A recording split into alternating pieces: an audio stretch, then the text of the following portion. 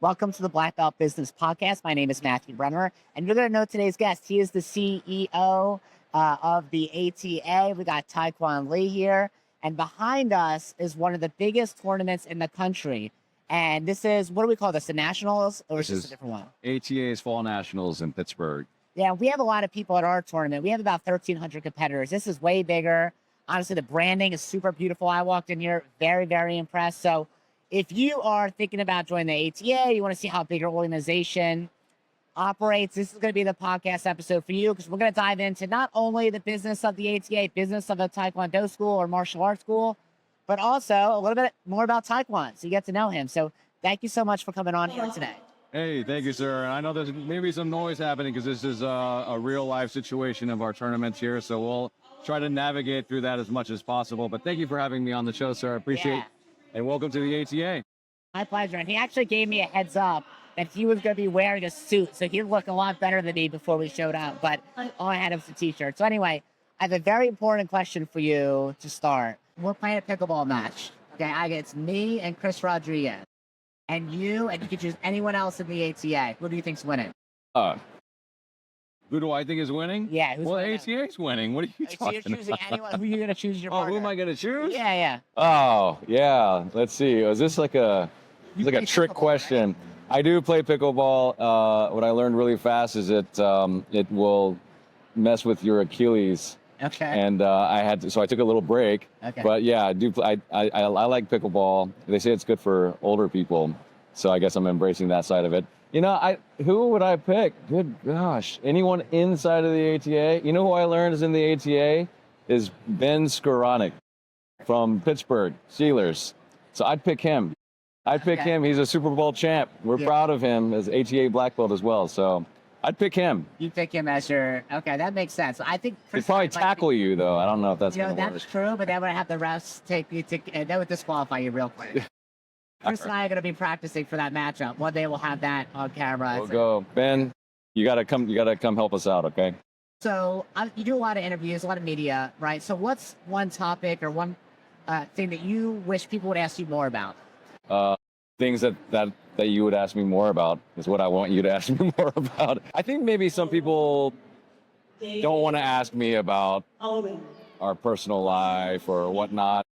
You know, I think one of the greatest things about my family lineage, and my father was the founder of ATA, the Eternal Grandmaster, and he's been gone for 25 years. What I learned so much about him, I learned more about him after his passing. But when you look across here, you can see and meet so many chief masters, grandmasters, masters that knew him, and the ability that they have to carry on his legacy. So what's one thing that you wish more people ask you about? You know, especially from maybe not within the ATA, but from outside of the ATA, is what I'm curious to know what people think of the ATA that are not in the ATA, right? So I would love to be able to answer those types of questions of what your questions might be. This is your first time at an ATA event.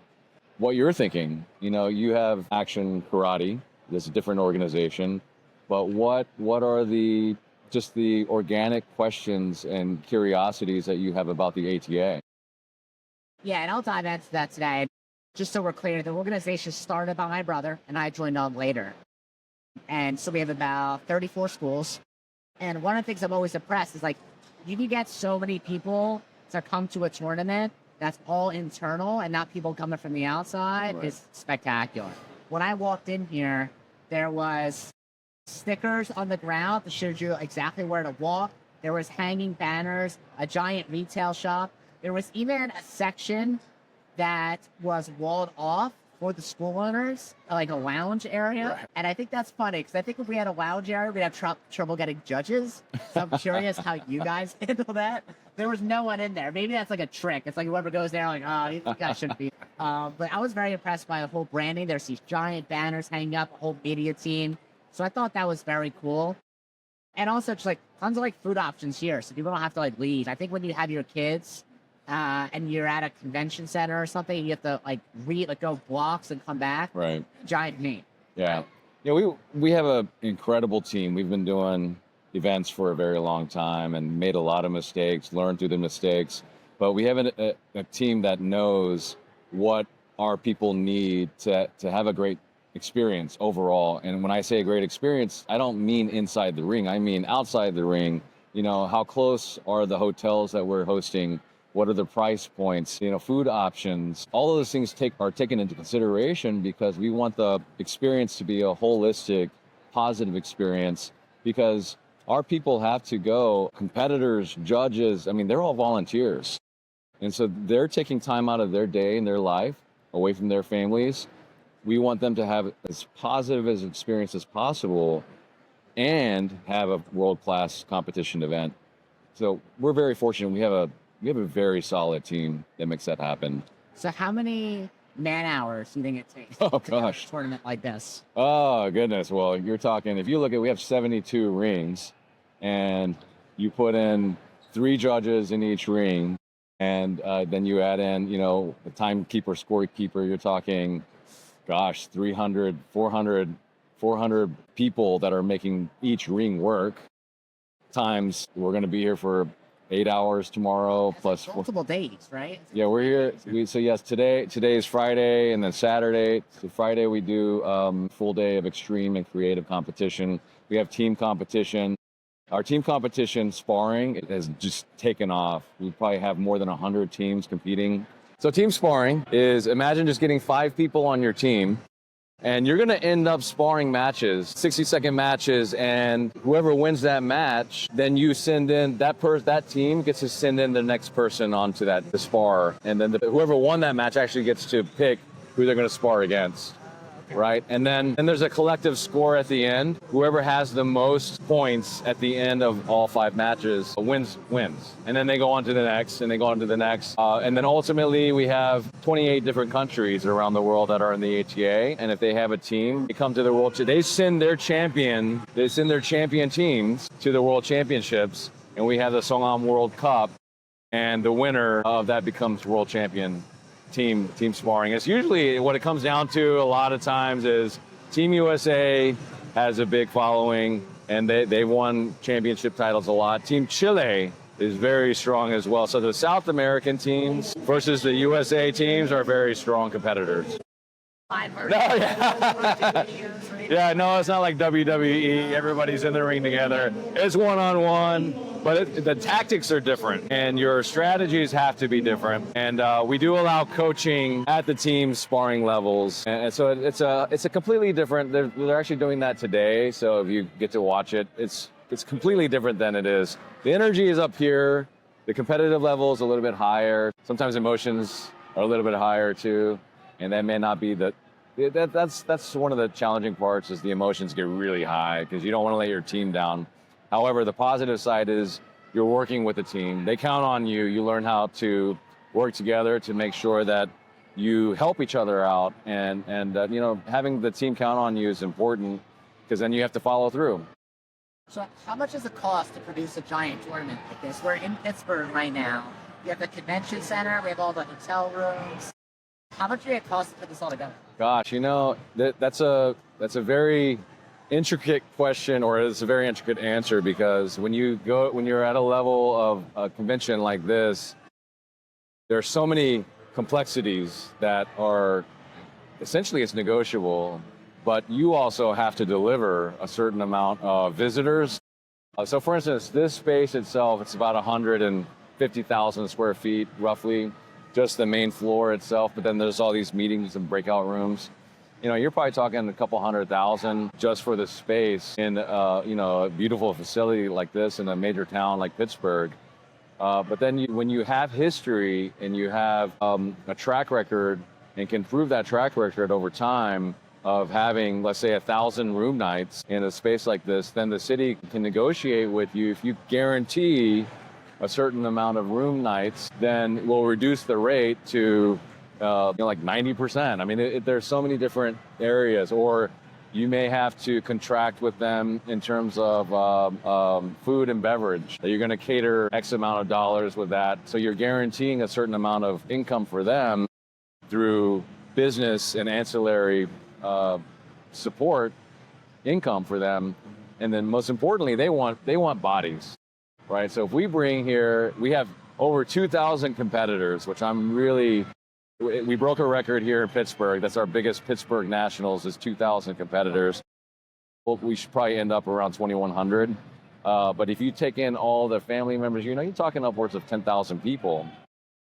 Pittsburgh having 10,000 visitors come in over a 4-day period is huge business for them. They want that. They want to be able to bring people to their restaurants, their hotels, museums, shops, because that's more tax revenue for the city as well. And it helps the economy locally. So if you had those kinds of numbers, you're able to go back and negotiate hotel rates, negotiate convention center space, and go through that process. But the flip side to that is, let's say if we are guaranteeing them 1,000 room nights over the 4-night period, and there's an attrition rate, if you don't meet that attrition rate, let's just say it's 70%, then you're on the hook. Then we have to pay. We've had challenges like that before, where we've had to pay the hotel $30,000, $40,000 just because we were not able to book or there was a lot of cancellations.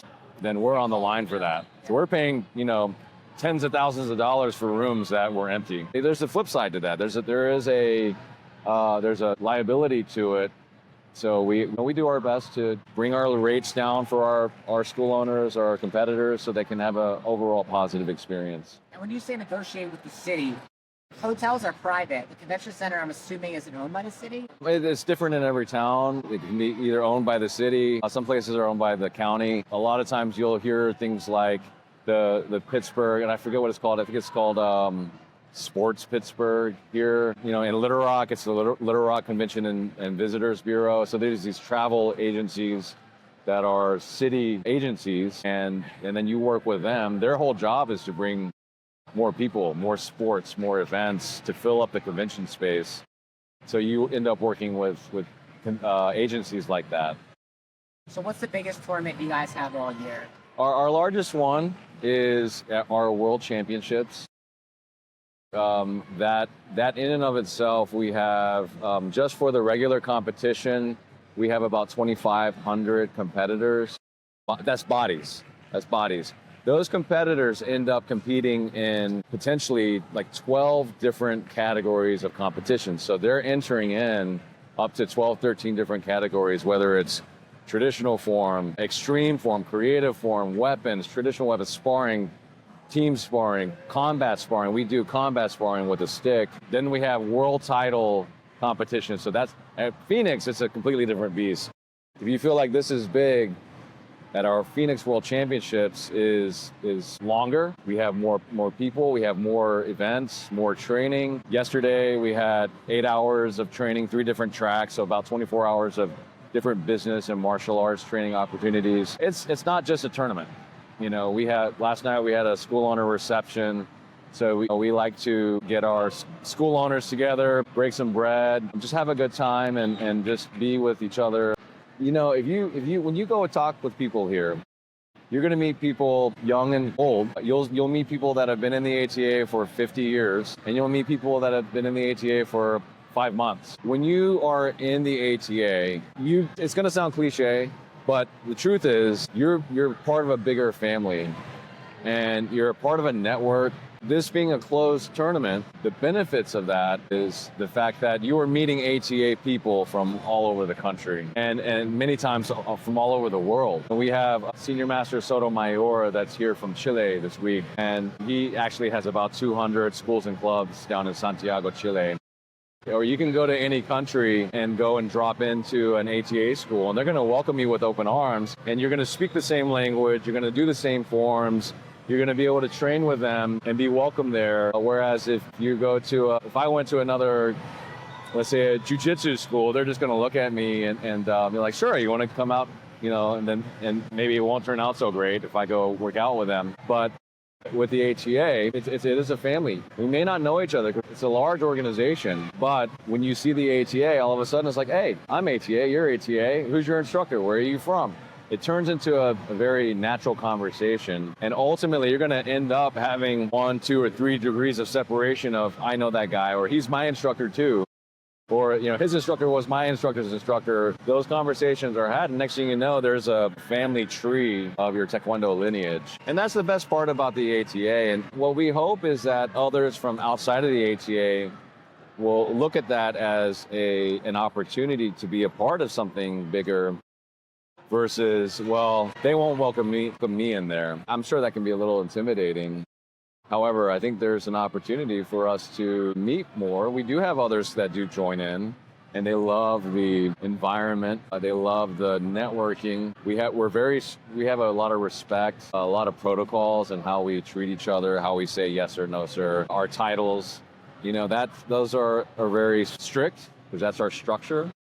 However, our personalities and our friendships, we'll go out and have a drink afterwards, and break some bread together and have a good time.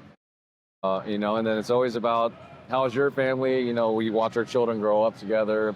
Next thing you know, they're competing together. Next thing you know, they're the ones opening up new schools. I mean, we're getting into that generation now where my generation and the younger generation underneath me are actually starting to become school owners. And that's that organic growth just from internally that we're so fortunate to have. And that's the ATA. I mean, that's the ATA. We're gonna live forever. We just have to work hard, continue evolving, which is Eternal Grandmasters. That was always his. People misconceive. They think that he was a traditionalist, but he changed things. He evolved all the time.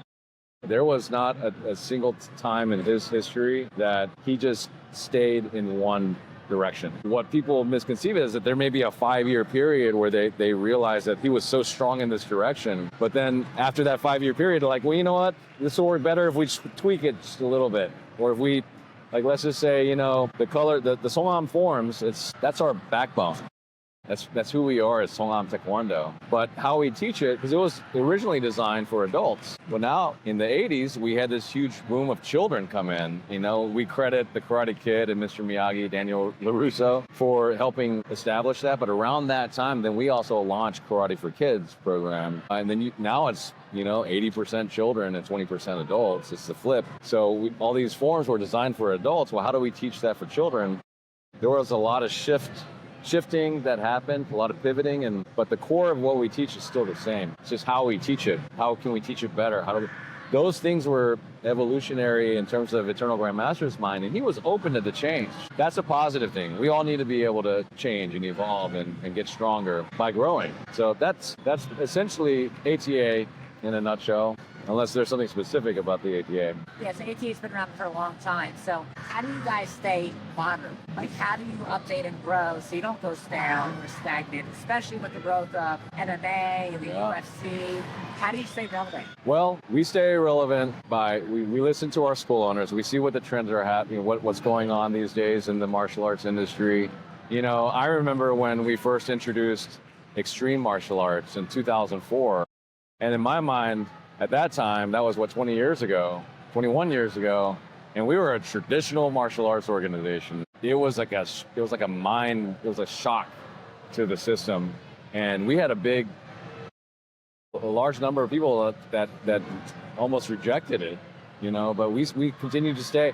We count on our people. We have strong licensees or school owners that stay on top of the trends, and from ATA side, we don't control what they teach in each school and how they teach it. What we do work with them on is preserving Songham Taekwondo and that intellectual property. So if they decide they're going to teach extreme martial arts or MMA in their school or kickboxing, we're happy about that. In that process, we're constantly learning about what's new in the industry, what's working, what's not working. The one thing that has worked for 56 years is traditional Taekwondo. It works. It has worked. We have schools that do after-school programs, and that's half of their income, and they'll do $1 million a year. We have schools that only do Songham Taekwondo in their schools.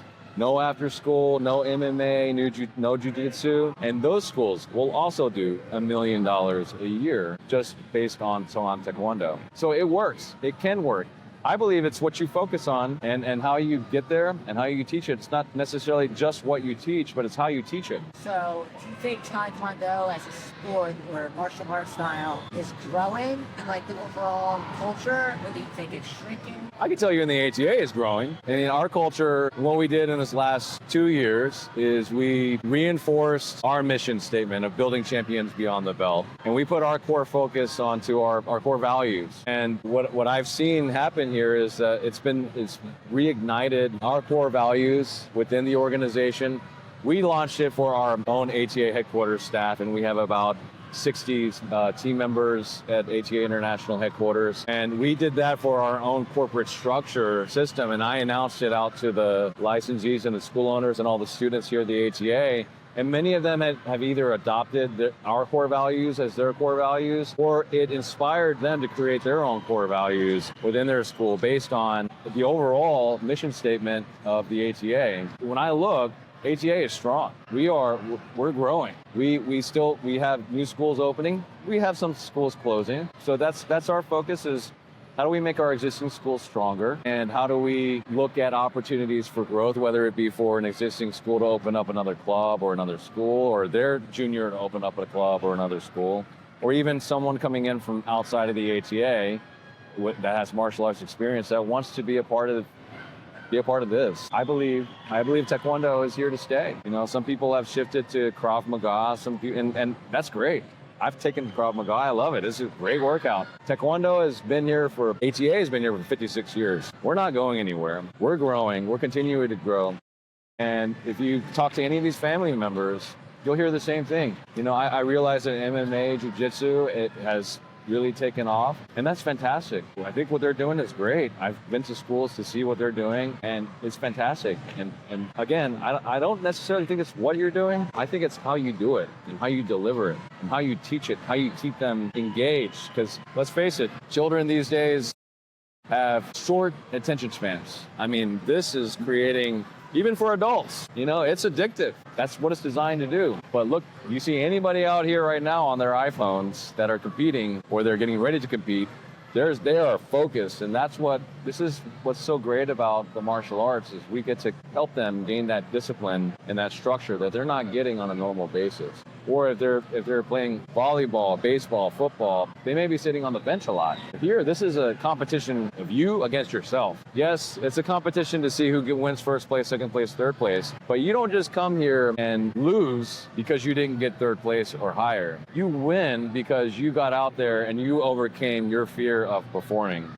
Or you gain the communication skills to get out there and to yell and scream like a black belt. But those are things that we're building champions, not by medals, but by individual growth. And we say it's beyond the belt because you take that belt off and it's going to carry over into your normal life. That's the beauty of martial arts. That's what my dad called traditional. It's not about Taekwondo, it's about the traditional values, life skills that we're instilling in people and practicing ourselves. That's what we call traditional, the traditional values. And one of my favorite quotes that I love to live by is one by Frederick Douglass, where he says, it's easier to build strong kids than to fix broken adults. And I feel like that's what martial arts does. So they build strong kids where they're not just going to school and then hitting their iPad and playing on that for the next 6 hours before they go to bed, or they maybe go to baseball, they come up and fill that rest of the time.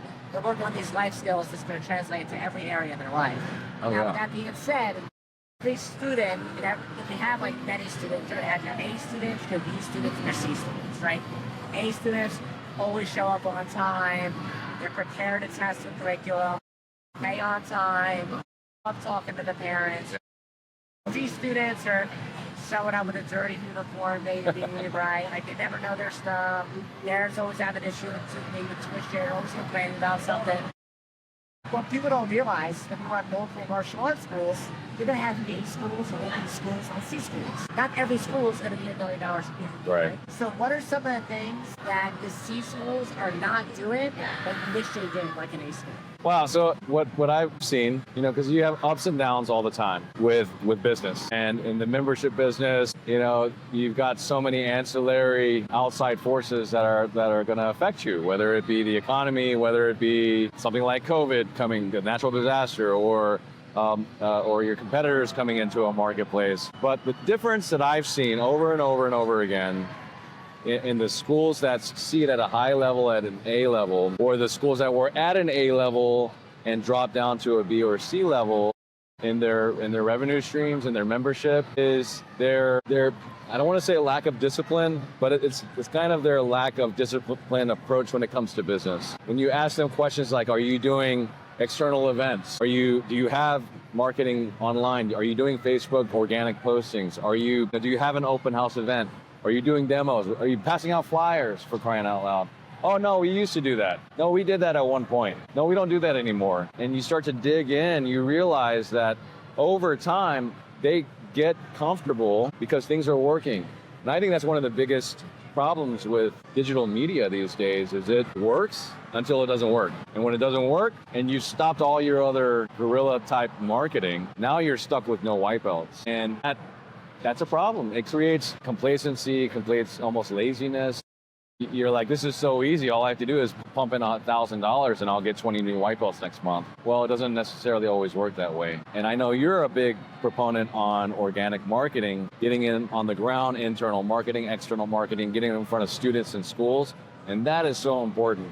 These days with social media and AI and all of these automated components, especially as it pertains to marketing, is dangerous, in my opinion. It's very helpful until it's not, because we're never going to be on top of Facebook's algorithms, Instagram, and all of these social media giants. They're evolving faster than we can even think. That, I think, is a dangerous part. So if I were to give any of the schools that are struggling any advice, it's go back to what worked and get your system in place and work your butt off to make that system work. If it worked in the past, it's probably going to work again now. What's happened is you've just let it go. But even at our school, we didn't focus on social media. We focus on external marketing. You know, this last month we have at our Little Rock School, we have six trial memberships signed up from social media. And we have 14 that came in from an event that we did. You know, it took them 8 hours to get that 14. Actually, they got about 60 leads, and they brought in 14 new white belts from that. Would you rather work 8 hours in a day and get 14 white belts that are paid trials ready to go versus 6 that you paid $1,000 for? I'd rather work 8 hours and knock it out. Especially when you can control it. Yeah, absolutely. Everyone needs digital paid ads, right? You need to hire yourself or hire a company like GrowGrow, right? Or to run your social media ads. You should have that. That's like one pillar of your marketing. But the other pillar of your marketing that you need is the organic side, like the grassroots. And that's what people have kind of rested on their laurels and kind of sat on their hands. Because when Facebook came out and you throw money at it, it's way easier to get boost posts than it is to go teach a bunch of kids in a local public environment. Absolutely. Right? Yeah. And one of the things that school owners come to me for, including some AT school owners here, is that they want to be able to control the influence. With social media, you click a couple buttons, you kind of hope the algorithm works out. But with organic, you're going out and you're controlling. Yeah. Especially if you're a multi-school owner, you're more than one. Ads, even the best ads in the world, they eventually stop working. It's called ad fatigue. It just stops. So you always have to make new ads. What happens is ad costs always go up over time, and lead quality trends down. Especially when people can click a button, it fills out something, and they go, I don't even live near you. Like, I never clicked that. They get mad at you on the phone, right? So, for that reason, you need to, all the time, or it's like 300 miles away. And you're like, why are you calling me? Exactly. Then a multi-martial arts school owner, when they have multiple locations, one location's not doing well, and they're like, these are bad leads, right? They blame the leads. Right. And some of it might be a lead follow-up, but sometimes, like, the lead quality actually isn't that good. Right. But what you can do is you can go out, like when I teach what I call the triangle codex system, which is it's a three-pillar system I use to recruit new students organically. They're all for public and private schools, daycares / preschools, and small businesses. Good. Okay? Yeah. How to go out and recruit members, because then you can control the inflow. Hey, go to the school, here's what to say, here's how to say it, and then here's how to actually get them the funnel to be a new student. Now, a lot of school owners are a little bit scarred. They've done school programs before. They did PE teacher for a day, for weeks, or for months. Right. They go back and forth, and then they spread their resources really thin. So it doesn't actually end up having new students. Like, yeah, they'll have like some goodwill in the community, but goodwill's not paying your rent, right? Or paying your instructors. Right. So you have to have a system to get people in as quickly as possible. Like, I always say there's 3 dominoes. Hacking your way in, how to get accepted. Since COVID, it's way harder to get to schools. And every school owner, not every, some school owners say, oh, my school district is 12. Oh, mine's impossible. And it's like, you might have had a bad slice of pizza before. It doesn't mean you never. Absolutely. Have to Absolutely. It just requires follow-up, right? And the right thing, right scripts. Right scripts, and if it doesn't work this way, you got to go this angle. If it doesn't work this angle, you got to work this angle. Or maybe somebody is a student at that school that has a relationship with the PTA. I mean, you have to work it. If you don't work it, it'll never work. At the end of the day, you know, my dad's saying was today not possible, tomorrow possible. We were just talking about this. He got deported in 1962. He got deported back to Korea. And he would have said, you know what? The government sent me back and I give up. But he didn't. And if he did, we would not be here today. You would not see 2,000 families being here today.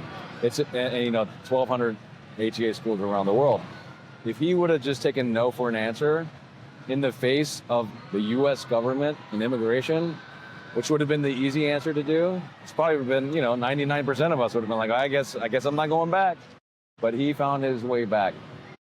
It's because he didn't take no for an answer. So there's 3 dominoes that I say always need to fall when it comes to organic marketing, especially setting up partnerships with schools, daycares, and businesses, right? First of all, schools and daycares and businesses, they aren't going anywhere. Right. Facebook, the algorithm changes like that. Yep. Right? AWS goes down, you can't use much of your crap online. Yes. So that stuff is going to be evergreen, right? Taekwondo, traditional, evergreen, right? That other stuff might change over time. Maybe XMA turns into something else, right? Where there's some other categories you add. But there's some things that are going to be consistent, right? Yeah. So we find there's 3 dominoes that can fall. One, you got to hack your way in, how to get past the gatekeeper. So if they say, oh, send me an email, or, you got to be approved by district. How do you get around that? It's not just like pushed off into the ether and leads to nowhere. The second thing is how do you create a program that the school actually wants? So a lot of times school owners, they'll go to a school, a martial arts school, they'll go to a school and they'll say, oh, we'll teach bullying or bully prevention or whatever. Some schools don't even want that. Yeah. You say that, they're automatically like, get the hell out.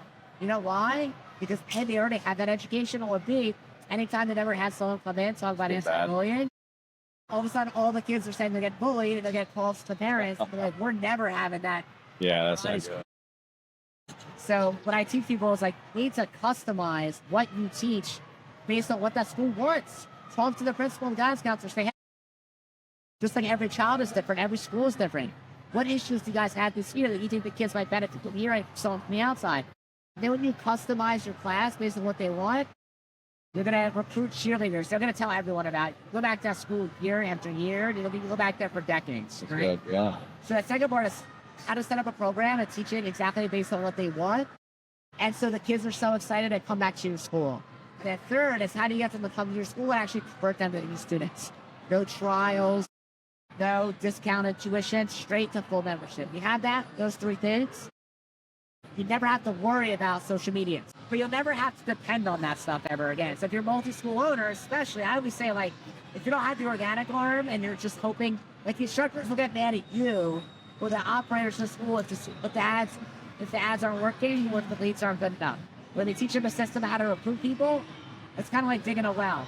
You're going to get sweaty, your fingers going to get dirty, and it's going to be tough. Once you dig that well, you can drink out of it forever, right? So is there anything else that's working in the ATA schools that you think is like an evergreen strategy that we should all be doing? Oh, good. I think for the most part, the strategies that do work are the ones that have always worked. Aside from the evolution of social media marketing, is like you said, it's the on the ground. My experience, that's where I got the majority of our new members. Has always been into the schools at festivals.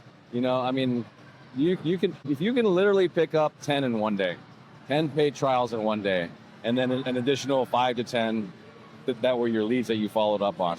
Yeah. You can do that for one day, or you can sweat it out through social media and pay $1,000, $2,000 on social media and hope they're going to come in and hope that they're good leads and trials.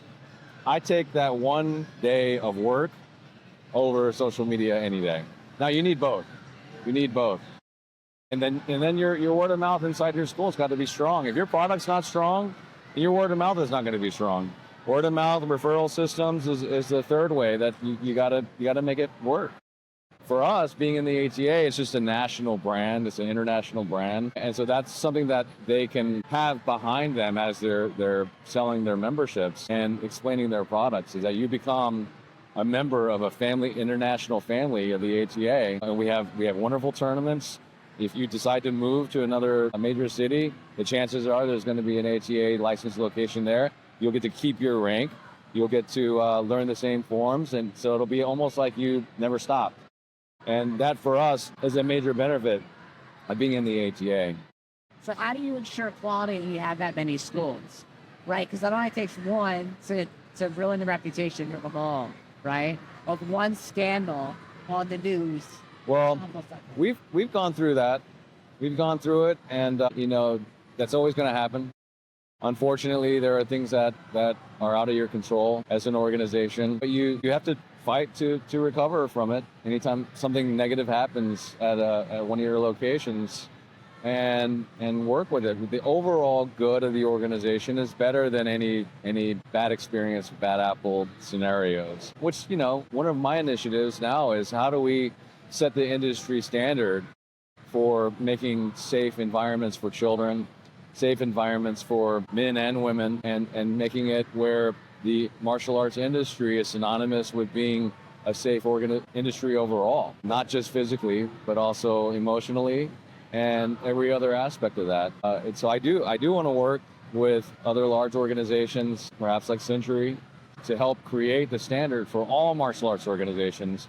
Because at the end of the day, if your school has bad publicity or my school has bad publicity, it's bad for the martial arts industry overall.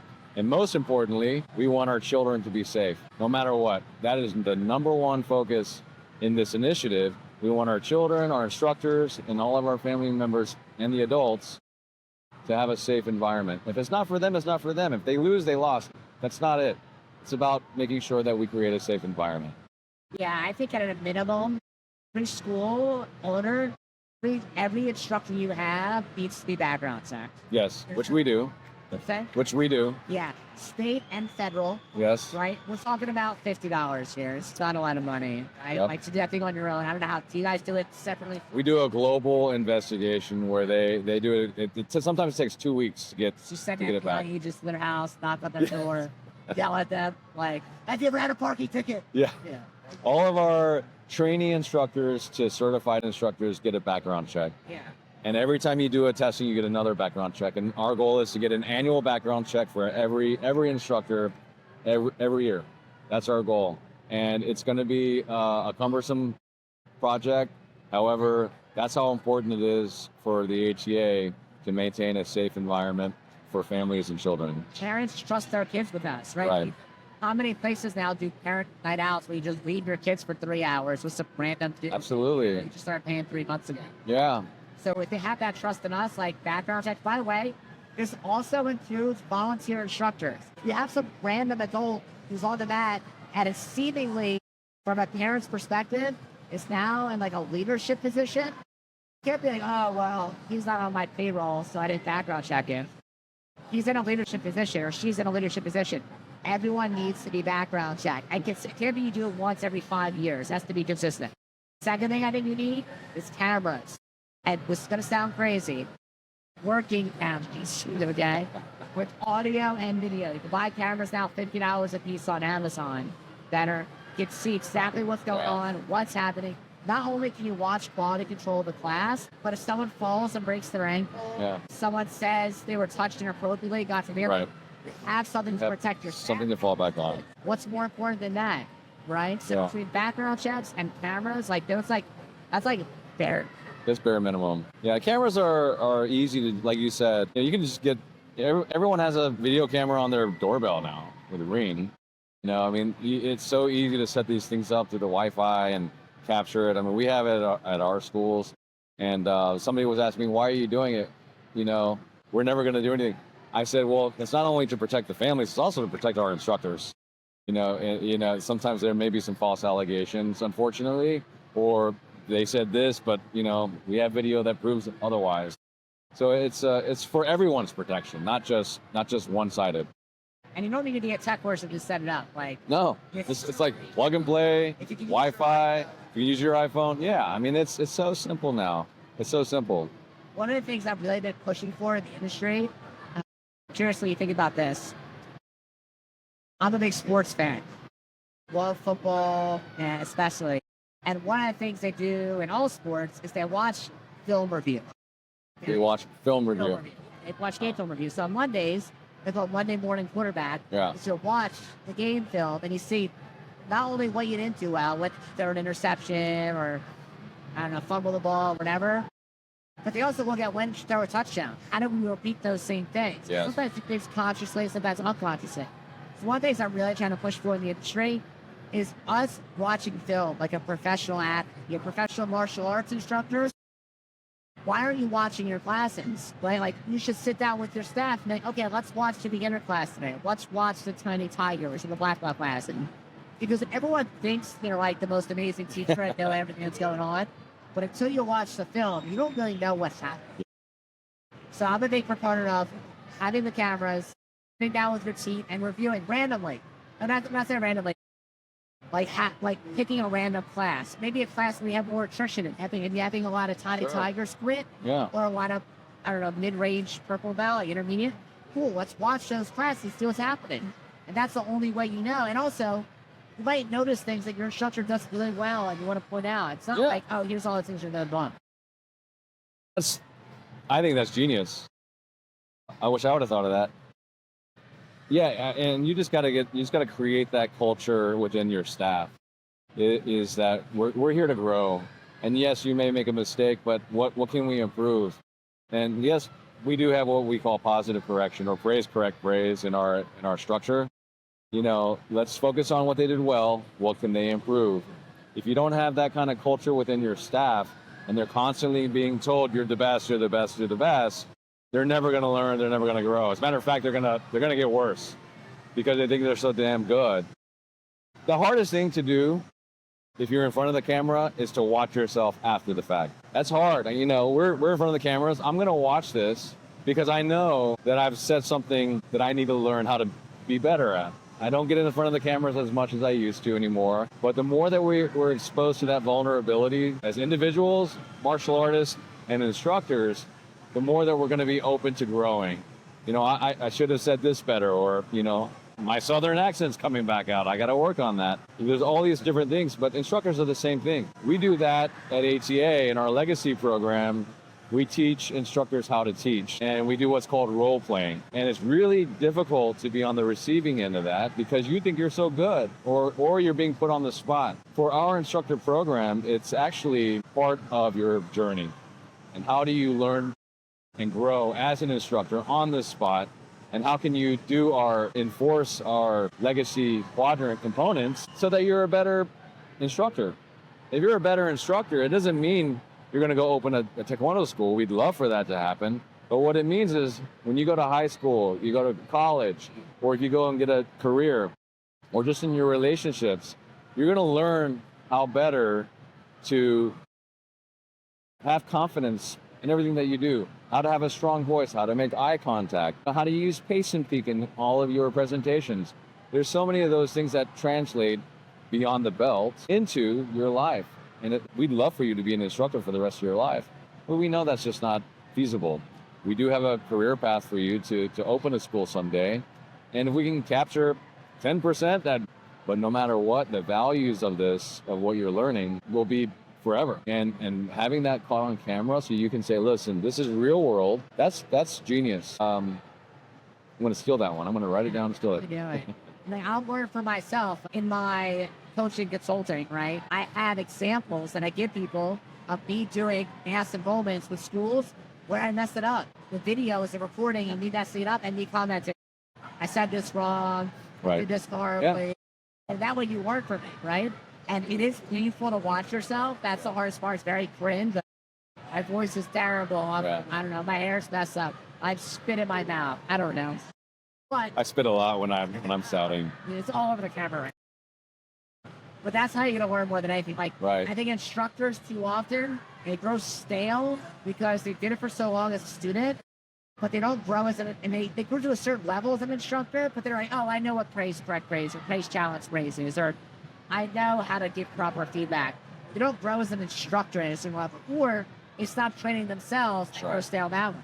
That does happen, yeah. You always have to be adapting, because otherwise you're going to get crushed by the young school owner down the street who's very excited and has a lot of energy, and they're going to do stuff that you don't feel like doing. If you used to do speed programs and now you just do Facebook ads, then other guys going to start doing it, and then they're going to dominate. They're going to fucking do it too. So the organic stuff, the fundamentals, you need to push it. And dead cameras in your school, like, please. It's really just going back to basics. You know, the things that have worked in the past still work today. You know, the basic foundations of your business are still there. Yes, there are some things that have evolved. And, you know, AI is crazy. And how is that going to affect the business? Is this AI right now? What's that? Is this AI right now? I'm pretty sure that they don't know the difference. Yeah. I wish AI would have given me a little bit more hair today. But yeah, it's the core components. You think that, you know, that there's like a silver bullet that's going to fix everything just by pumping in a little bit of money into it. But it really just comes back down to the basic human connection. And when you meet somebody face to face and you shake their hand and you make an impact with them in that first 5 minutes and you get them to break a board and show them how to have structure and you build their confidence up, that is powerful. You can't get that on Facebook. You can't get that on Instagram. You can barely get that on Zoom. But face to face, we learned that during COVID. Oh, COVID, Zoom saved us. Everyone hates Zoom now. But I had an instructor that worked for me and he says, I hate Zoom. I said, don't you ever say that again. Zoom saved us in the middle of the pandemic. Yes, it's hard and it's not fun, but it's now, I mean, look at the positive things that come from that. We have face-to-face meetings with people across the world all the time. Whereas before it was, let's set up a meeting, I'll send you a fax, or, you know, these types of things. But now you can actually see each other. So there's some positive things that came out from COVID and the lockdowns, but nothing will ever replace this face-to-face. I'm glad you're here doing this face-to-face interview. Imagine doing it over Zoom. It's more fun, isn't it? Oh, yeah. Listen, you texted me less than a week ago. I've been hawking this guy down for probably 2 years. Messages over and over and over again. Finally, we're going to do a digital, and they're like, hey, come to the tournament next week. And I was like, next week? I don't have a production team. And you're like, I got you. So the fact you're able to make this work, always better. Yeah. People didn't start their martial arts school so they could teach on a Zoom. Right. Like, they did it so they could teach in person. Like, sometimes even I lose that. We're doing a lot of media stuff online. It's like, well, like, I didn't start this so I can do everything online. I want to be meeting some of my people here today I work with. It's like, it's super fun. Right. It's more fun. Isn't this more fun? I know this is annoying because it's really loud, but we're not going to stop that. We just got to get around it. I mean, always take action. We got to have discipline, focus, persevere. So I want to know, what does a life in the day look like for Taekwon? Life in the day of Taekwon Lee. Well, you know, I usually get up around 4 to 5. Wait, you get up at 4 a.m.? I get up between 4 and 5 a.m. every morning. My goal is... Natural. It's natural. I usually get up. If I don't get up by 5, my lights turn on automatically. So it's a natural wake up progression. I actually like waking up that way better. Wait, is Vanessa already awake? She usually wakes up with me. It's usually around that same time. If I usually get up before her, then I set the coffee up and be a good husband. Then I work out 4 to 5 times a week. My goal is at least 2 times martial arts, and then 2 times I do Orange Theory Fitness, which is great workout, and it stays consistent. I love that coaching environment where I don't have to think, I just do. Like the group? Yeah, I love the group workouts, yeah. Now, I lead the class workout, so I enjoy that part too, so I get to teach in Taekwondo side. So I do that. What time is that? So you wake up at 5? So, yeah, so then I have to do my father duties. So I get my daughter up. My daughter's up. My youngest one, I help get her dressed. We feed her. And then originally I wasn't taking them to school. This year I took on the responsibility of driving them to school. And it used to be a burden, but now I'm learning that this is a great time to connect with them and to talk with them, especially in times where I'm traveling. So when I'm there, it gives me that separate opportunity to connect with them because they're so busy with after school programs and, you know, cotillion and volleyball and everything. And they go to Taekwondo. And by that time, I'm ready to come home from the headquarters school. So, you know, we'll do that. And then I go work out after I drop them off. And then, you know, I get to, my days are filled with many different meetings, sometimes many different phone calls from across the country and across the world. What are the opportunities as a visionary of ATA or CEO? We call it visionary because we've adopted the EOS system. And my job, my directive is to, what are we doing? What are we doing to grow this organization? What are we doing to help people grow that's in the organization? How do I get to my 10-year mark of 10,000 schools someday? And I got to think outside the box. My dad once told me, he goes, I looked across and I said, oh my gosh, Dad, this is amazing. Look at all these people here. We actually have Australia ATA now. Isn't that amazing? He goes, son, that's too small for you. You got to think bigger than that. Okay, Antarctica? I mean, what are you talking about? He goes, no, you got to think about Mars. Think about the aliens someday. And, I said, Dad, you're joking, right? He goes, no, you got to think bigger. What I took from that conversation is I got to think bigger. So that what has helped me in that process is, currently we're in a college. We have what's called Songam University. And that was a vision of Eternal Grandmaster that he casted out about 30 years ago. And it just came to fruition about 5 years ago. And we tried multiple times. It failed and failed and failed. And finally it hit. We have some great people like Senior Master Demetrius Hill. Explain how that works. So you can get a 2-year Associate's Applied Science degree with Songam Taekwondo as one of the primary focuses. And it's an online education system through Lee College, and they offer it as an accredited college program. So you take Songam Taekwondo, you go on to these courses, you sign up for the traditional courses, and you learn the forms and how to teach the forms. And then there's also a practicum. So it's like the trade school environment. And in your practicum, then you have to go and work at a Taekwondo school where you're training and go learn at a Taekwondo school for 8 hours a week. So you're learning the trade of the martial arts business.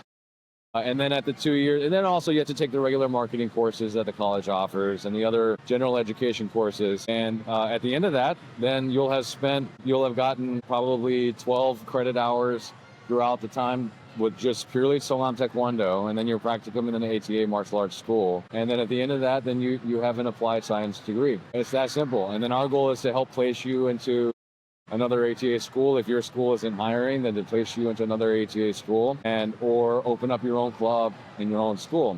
This year we had our first graduates of that program. We had about 12 or 13 graduate either with a certificate or an AA degree in that. And we're also working with Texas A&M to get that incorporated.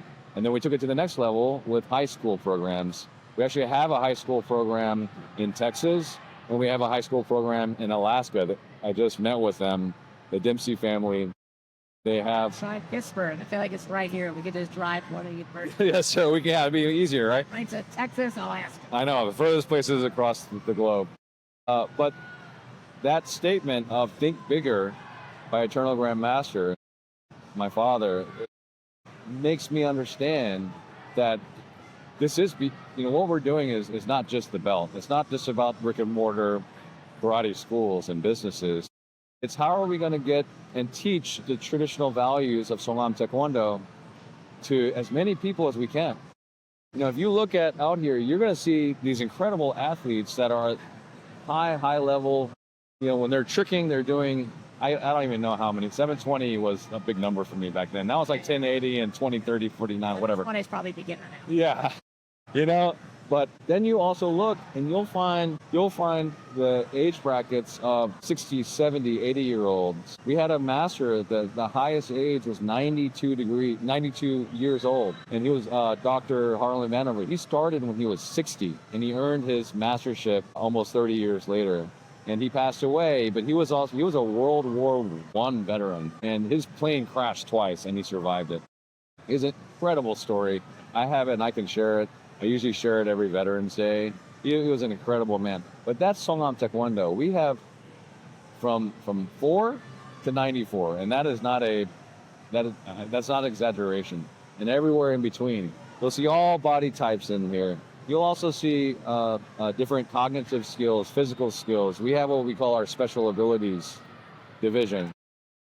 And what's so great this year, after about 30 years of work, Special Olympics, with our partnership with them, has accepted Taekwondo as an official sport in Special Olympics. Non-combative sports. And it all started when Eternal Grandmaster was on stage in Little Rock with a gentleman here. His name's Brad Rains, Down syndrome. He's about 50, I think he's 51, or about almost 50 years old now. But he's been training with us, and he's a third-degree black belt now. And they did a demonstration on stage with he and his friends. My father came up on stage, and he goes, "This is the Special Olympics demo team." He called them the Special Olympics demo team. And from that point on, everyone said, well, Eternal Grandmaster thinks they should be in the Special Olympics. Why not? And we've fought for that ever since then. And we've got so many great people in the ATA that volunteer their time because they believe in that vision. And now Special Olympics has been accepted in all 50 states with Taekwondo as an official sport. So yet there's one more thing that was impossible 30 years ago. And now today it's possible. That is my father's saying. Today not possible, tomorrow possible. He doesn't want that to be just my mantra and these people's mantra. He wants that to be everyone's mantra. Don't give up. What worked in the past will work again in the future if you don't give up. If you get deported, fight to come back. If you have a vision, you're going to fail. You got to fail forward. That's part of our growth mindset. That's one of our core values. So how do you fail forward? How do you continue to have growth in extremities?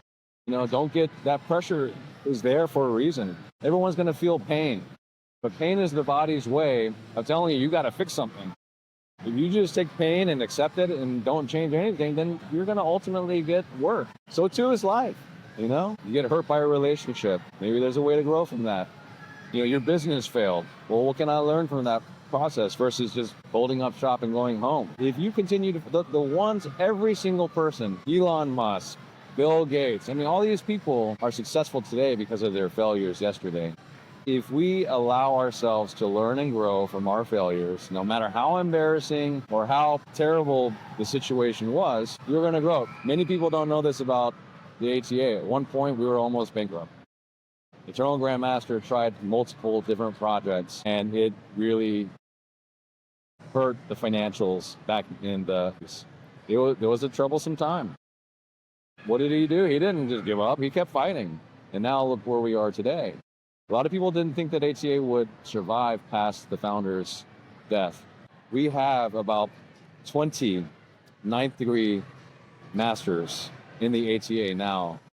About 25 years ago, that was not even possible. That was a rule. There could only be one ninth degree.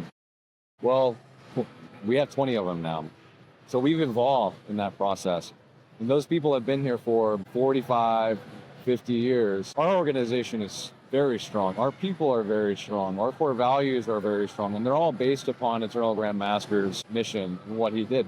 And some people are here not just to have $1 million school. They don't care about making $1 million every school.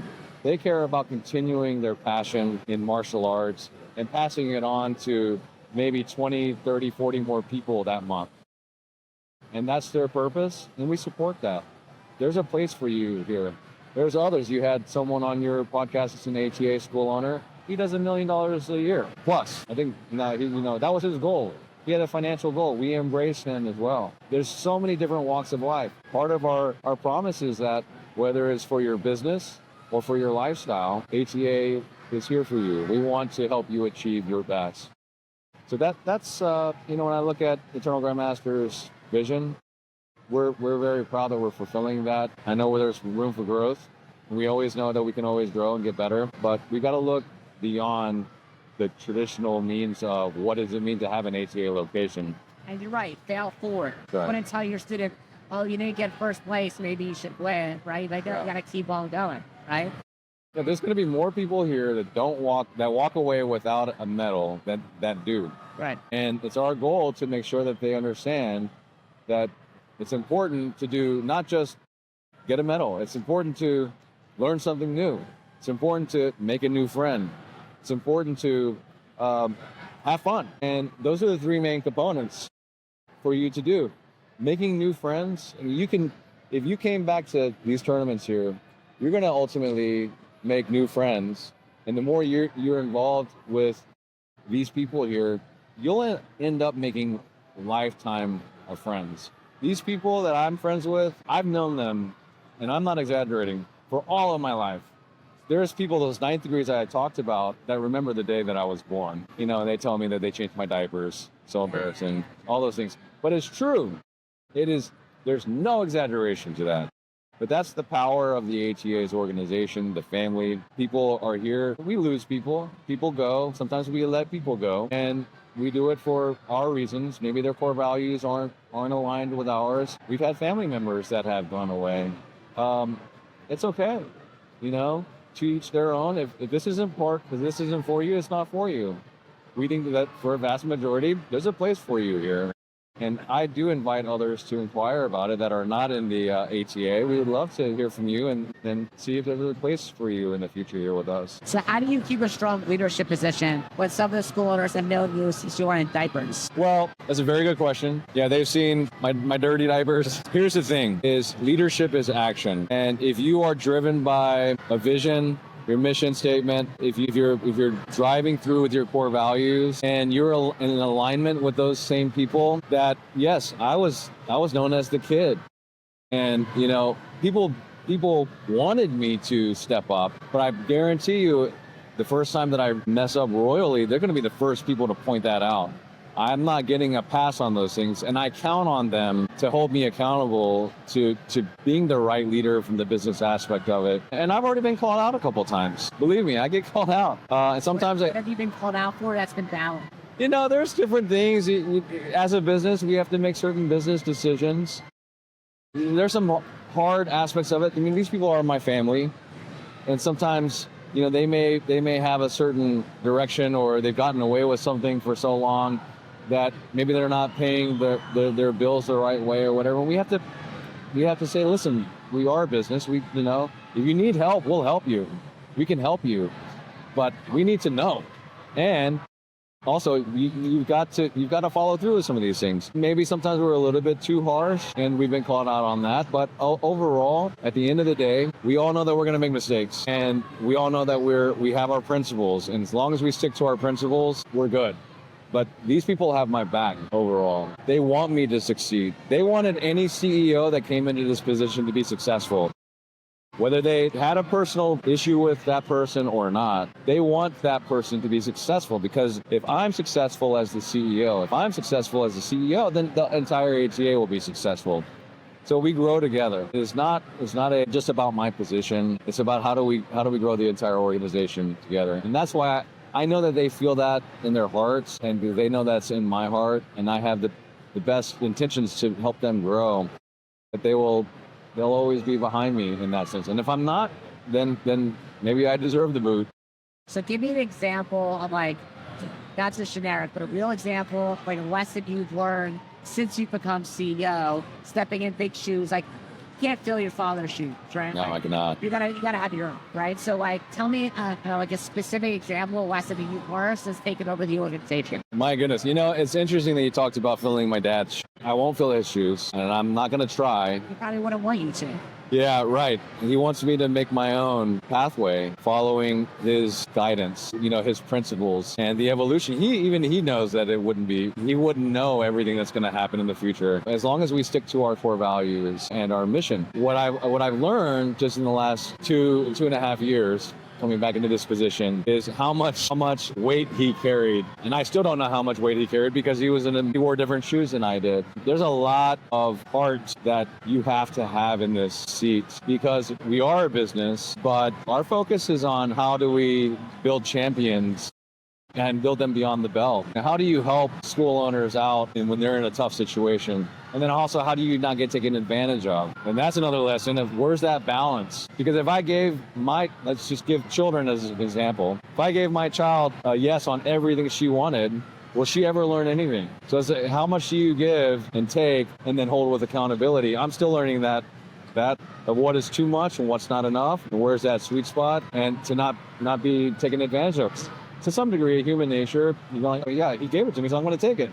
You got to balance that out, right? Sometimes how many sleepless nights, what I'm learning is how many sleepless nights there are when there's either some stressful times or a new initiative, or am I making the wrong mistake, or, you know, those things are just that human nature. I'm a person of high anxiety. I've always had anxiety. I grew up in Arkansas in the 80s, where diversity was non-existent. I grew up in the sticks. You know, we had well water. Not many people maybe know that. You know, my dad loved going out into the peace and quiet. I mean, think about seeing this all the time. We need to have a retreat. So he did that. I always felt like it was a personal attack on my life, because here I am, an Asian kid growing up in Alexander, Arkansas, where, you know, I was the one person. We had our dog went missing, and our neighbors, our own friends, accused us of doing something with that dog. And there was no other Asian kids? There was no. In my school at that time, it was me. We had one Black American kid and one girl from Mexico, and everyone else was Caucasian. So you can imagine every name in the book that was thrown at me. My mom did something that was genius. She goes, "You're going to go and do a demonstration at school." And I was in the 3rd grade. And I was nervous, because that was not me. I was not the, you know, in your face kind of guy. Well, I did that demo in front of my class. Everyone was like, "Oh my God, you're a black belt, you broke boards, that's so awesome." All of a sudden, I started to gain that respect. So the next year, I did it for the entire 4th grade class. And then the tide started to turn just a little bit. The racism was still prominent. I know it's still out there today. Kids don't know what they're doing. And they'll say something that Eddie Murphy said on Raw. And it's just those things, but they stick with you, right? That built character, in my opinion, that built character for me. If my life was all about, you're the Grandmaster's son, I should be somewhat bipolar. I should have two personalities. Because growing up in Bryant, Arkansas, in Alexander, I was the Chinese kid. By the way, I'm Korean, but I was a Chinese kid. In the afternoon, when I went to the Taekwondo school, I was the ATA's Grandmaster's son, and everyone respected me and catered to me.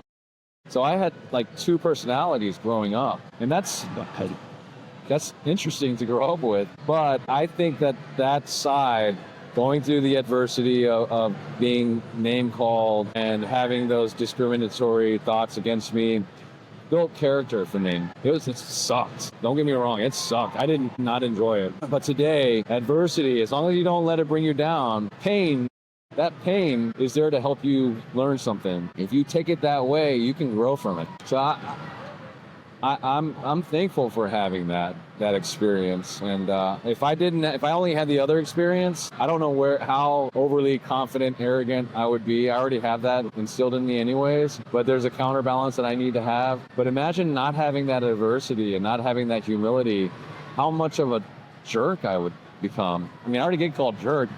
How much more I would be called a jerk. So that's a little bit about my background and history. So when you have all these school owners that depend on you, how do you manage that anxiety personally? Well, the first is my family. My wife is so supportive. We couldn't do what we do without our significant others and standing behind us.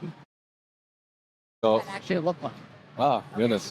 High anxiety that you yelled at 4 school owners. Everyone's pissed, sending you emails that day because something you did they didn't like. How do you actually? Well, what I'm learning to do better now is being in the moment when I go home. Because once you're in front of your 7-year-old or 12-year-old and you're talking with them, the more that you can let go of that and truly engage, which what we do all the time as instructors.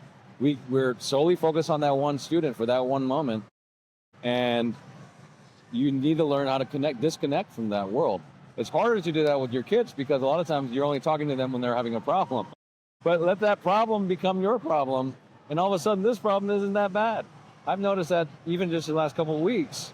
It's like, oh crap, I got to deal with this problem now. That problem's not that big of a deal. Let your family be part of your family and be present with that. That's the number one thing. And I have a supportive family, very great characters with my kids. And you got to learn to laugh when you laugh hard, enjoy it. Enjoy life when you're enjoying life. And when it's time to work your butt off. And then secondly, I have a team where I tell them, listen, if I'm wrong, you got to tell me I'm wrong. I have a set of advisors and I tell them all the time, listen, if I'm headed in the wrong direction, if you disagree with me, you need to tell me.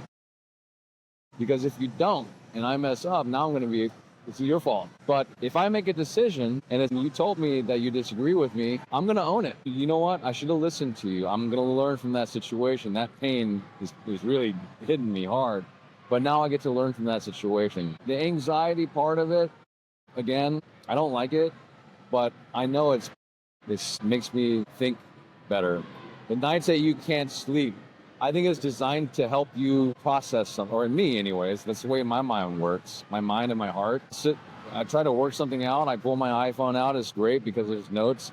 I have so many darn notes in that app, but I write things down. I come up with solutions at 3 in the morning, 2 in the morning, and I get to put it away, and then that part of my mind relaxes. And those types of things. I read books. Howard Schultz and his whole process of Onward in the Starbucks saga, that story, I listen to that all the time. What I'm going through is not the first time anybody's gone through it. Others have gone through it.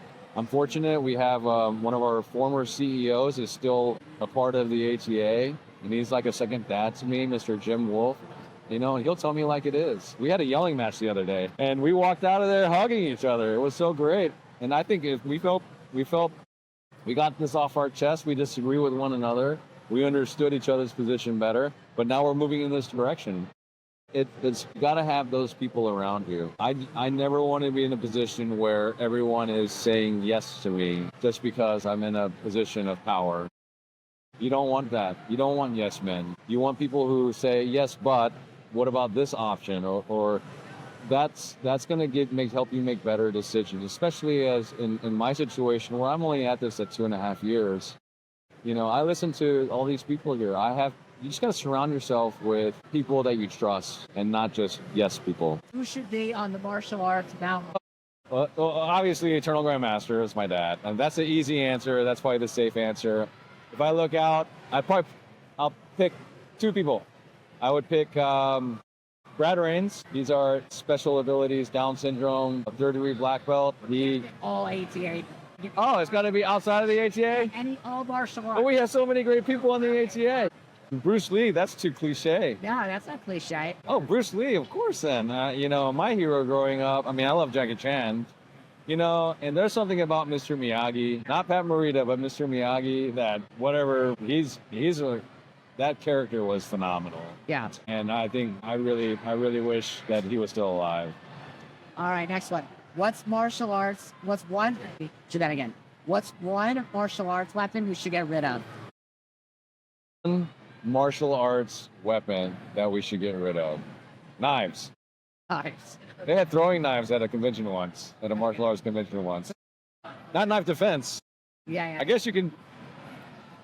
Yeah, you want to kill somebody, you better have a knife, I guess. Yeah. Well, if you want to kill someone, you should have a gun. Yeah. Hey, listen, we have so many weapons in the ATA. I could name. I'd be here for another 30 minutes explaining to you. Favorite and least favorite. Well, if you look out, like it's called a sandong bong, which is tri-sectional staff. And you may have seen it. Yeah, those are like impossible to have. Yeah, but we have them here. And you know what's really cool about it is that our creative and extreme kids are now starting to use it in their extreme performances. And that probably started maybe a couple years ago, but it was annoying to some people. Now all of a sudden it's evolved to this other thing, or the cane. Like we had the cane. My father did the cane form back in 1993 or 1997, cane form. And what's so cool is I saw a girl. She's right there. She's doing a cane form. She's getting ready to do her cane form. You see her standing there? Yeah. She has a cane. She's going to do an extreme form with the cane. That's wild. Yeah, you should watch it. It's pretty cool. I want to do it with an umbrella. I'm just messed up. Yeah, I saw that one dude doing it with a ladder. He had a ladder doing a form. That one needs to go for sure. I don't know what you're going to do with that. Is that the tri-sectional staff? I'd say, yeah, the tri-sectional staff. I want to see them take it up to the next level with the tri-sectional staff. That'll be cool. If they've done well, the traditional form is beautiful. Name a martial arts move that looks really cool but sucks in real life. Martial arts move that looks cool but sucks in real life. Oh man, I should have thought about this one. I'm gonna upset somebody here. I was gonna say a 540-degree spin kick. 5-4. It looks so cool, but you know what? I remember sparring somebody and I saw him jump up in the air and he spun around and he nailed me with a 540 spin kick. So maybe a 720. You said it. Or a 1080. Like a 1080 sucks in real life. What are you going to do that unless you're in the movies? No. You're cornered in a dark alleyway by a strange man who is bigger and stronger. He starts to charge you. You can't run away. What's your go-to move? Kick him in the nuts. Kick it with that. So you do like a front kick, side kick. What are you doing? I'm gonna just kick whatever I can kick. Any kick, just kick him in the nuts. All right, Krav Maga style, baby. If you were in the UFC, what would your walkout song be? Oh man, my walkout song. You know, I did a demo called Radioactive. It was a Radioactive song, but I do like that group. Maybe Radioactive by Imagine Dragons. Yeah, I didn't think about that one, so that was the first one that comes to mind. Or Who's Bad, Michael Jackson. Yeah, I like Imagine Dragons. That sounds good. Okay, next one. Your favorite place you've ever traveled? My favorite place I've ever traveled. Can I tell you my least favorite place I've ever traveled? Venezuela, Caracas, Venezuela. I love the culture. I love the people. But my wife told me, she's Venezuela. She grew up in Venezuela. And she said, don't talk loud. Don't make eye contact. And don't put your iPhone out. Don't take your iPhone out in public. Someone snatching. Yeah, they snatch it. They prey on the tourists. And then later on, I said, well, what the hell are we doing here? But we got to see her family, and it was during a New Year's Eve celebration. But she eventually showed me this video on YouTube. You can watch it on YouTube, where in the traffic during rush hour, cars are at a standstill, and these people come down from, it's called the barrios. They come down and they go through traffic, weave in and out of traffic looking for windows that are open, and they snatch their purse and run back up to the barrios. Oh my God. And this is happening in broad daylight, and people are filming it. It's on YouTube. It's crazy. But anyways, that's where I went for my honeymoon. Beautiful. It was beautiful. Go to Venezuela. Go to Venezuela. Don't go to Venezuela. But yeah, it's a beautiful culture, though. Job would you not do, even if you made $1 billion? What job would I not do? Even if you made $1 billion. What job would I not do, even if I made $1 million? Wow. Gosh, I don't think I'd want to pick up dog crap. But I do it right now. I pick up dog crap and I don't get paid for it. Yeah, that can't be it. Well, I guess I would get paid for it then. I'd pick up dog. I wouldn't want to pick dog crap for sure. That's not my choice of work. But there are people that do that. I respect them and appreciate that. Not what I want to do. You know, it's kind of like, I have what? You talking about like dogs or like cleaning porta potties? Oh, I do not want to clean porta potties for sure. But you know, have you ever noticed this? Like, do you have a dog? No. So if you have a dog, it's kind of like, okay, I got to pick up my own dog's crap, and you can get used to it. But if somebody else's dog craps, and you have to pick it up, it's like 10 times worse. I don't know why. It's the weirdest thing. And then my parent, yeah. So that's I don't want to do that. Okay, got it. All right. What book has shaped your life the most? What book has shaped my life the most? Well, so I mentioned earlier, you know who's the author? It's called Flight Plan. It's one of the first books I read as an adult professional. It's called Flight Plan. I forget the author. His story is about how to plan for your future and how having a plan is important. And I resonate a lot with airlines and airplanes because that's what I connected with my dad on when I was a child. So he uses airplane flight plans as a metaphor for your life and how you should plan your life out. That gave me a lot of structure early on in my early days. I haven't read that in a while. I'm glad I remembered that. But that one is a very good one. Onward from Howard Schultz is a great one because it talks about business, but he also talks about the art and the beauty of coffee and how coffee is, when you stick to your core values on just coffee, how that has become a $1 billion industry and how he became. But it was just, it's so simple. Just coffee. You should read it. And then now if you watch like Masterclass, he does a masterclass on how to make a good cup of coffee. He's still back at his core values and just the basic components. It's beautiful. It's great. Super cool. All right, next one. What's your favorite late night snack? My favorite late night snack. Sleep. It used to be ramen, Korean ramen, but now I can't handle the sodium at this age anymore.